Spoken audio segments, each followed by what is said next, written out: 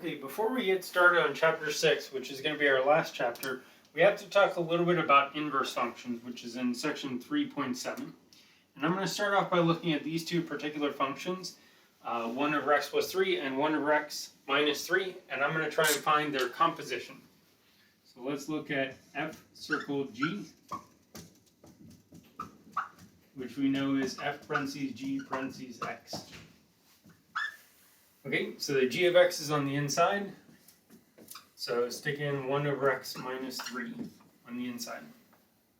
And then I'm supposed to take f of that, and f of something, according to the rule for f, is 1 over the something plus 3. So I just have to plug in this particular something into the function f, which is 1 over x minus 3. And if you stare at this, you'll notice we have some simplification we can do. Negative 3 and positive 3 are going to cancel out, and we'll actually have 1 over x. But dividing by a fraction is the same as multiplying by the reciprocal, so this is the same as 1 times x over 1, and 1 times x divided by 1 is just going to be x. And so what that means is when I take f of g of a number, I just get back whatever number I started off with. So let's test this out. Let's plug in a number. So, for instance, if I look at x is 4, then g of 4 would be 1 over 4 minus 3. 1 quarter minus 3 would be minus 2.75. When I take the composition f of g of 4, that means f of minus 2.75. F of minus 2.75 would be 1 over minus 2.75 plus 3, which is 1 over a quarter, or 0.25, and 1 over 0.25 is actually 4. So whatever the function g is doing, the function f is undoing. And it turns out the reverse is also true. If I look at it, g circle f of x is also going to be x. When this happens, we say that these two functions, f and g, are inverses.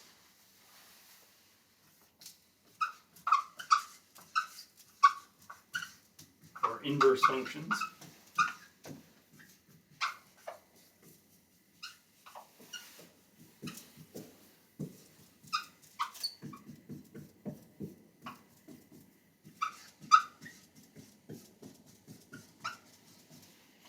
Okay, so when we have the fact that the compositions in either order just give you back x, whatever the input is, we call them inverse functions.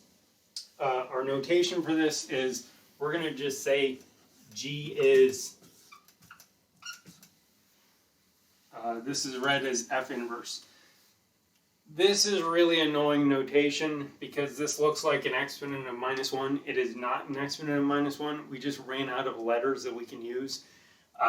We need some kind of symbol to denote an inverse, and so I'm using a minus 1 exponent because I guess the inverse of multiplication would be a minus 1 exponent, but most of the time our inverse is not going to be a negative exponent. So keep in mind that this is a notation that means take an inverse. It does not mean an exponent. Yeah, let me erase a little bit of stuff.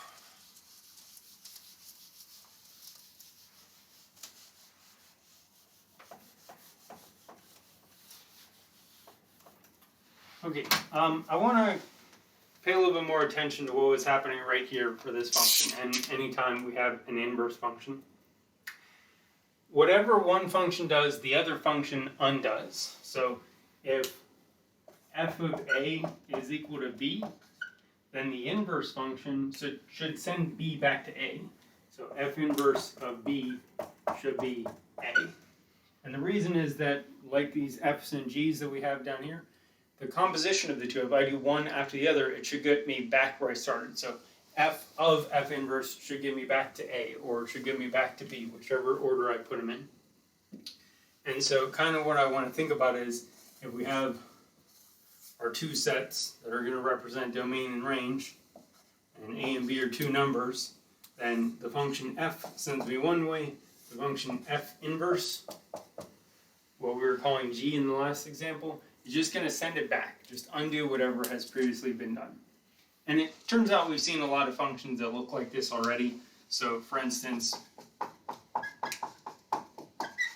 how would we undo a function that adds 3? We would unadd 3, we would subtract 3.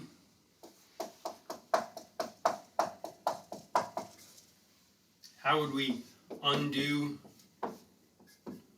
a cube? Well, presumably we would use a cube root. We'll talk about more later, and we'll talk about how to actually solve for an inverse function, but just keep in mind that it's just a function that undoes whatever has been done. So if we know how to undo something already, we know how to undo cubing, we know how to undo adding or subtracting or multiplying, we should be able to just figure out the inverse of those functions.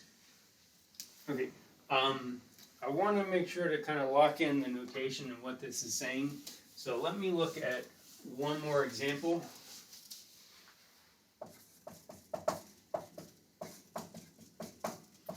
And I'm going to give you a table. So suppose that we know a table for our function f.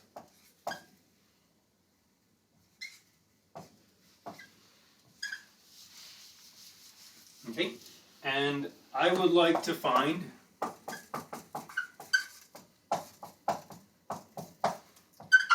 f inverse of 1. Okay, so not to be confused with f of 1, because f of 1 would mean you plug in your input as 1 and your output would be 5. That's not what this is asking. This is saying f inverse of 1. That means, essentially, I'm asking, what would I do if I undid the function to 1? Or, what would I do if my output value of the original function was 1? So, keep in mind, if I look at that notation up there, if f inverse of 1 is equal to a mystery number, that means f of this mystery number would have to be 1. So, when we say f inverse of 1, we mean the output is 1. What's the corresponding input? Okay, again, let me just, hopefully that'll click in. Kind of the way we're going to think about it most times is when we write a function, our inputs are x's and our outputs are y's. When I look at the inverse function though, it's undoing whatever has been done. So instead of having x's and y's as my domain and range, f inverse, your inputs are your y's, your outputs are your x's. So it's kind of going to be backwards of what you normally expect. So when it says f inverse of 1, that means what's the input that spits out the output of 1? And so I'm actually looking over here, not over here. If my output is 1, then I guess x has to be 3. F of 3 would be 1, so f inverse of 1 would be 3.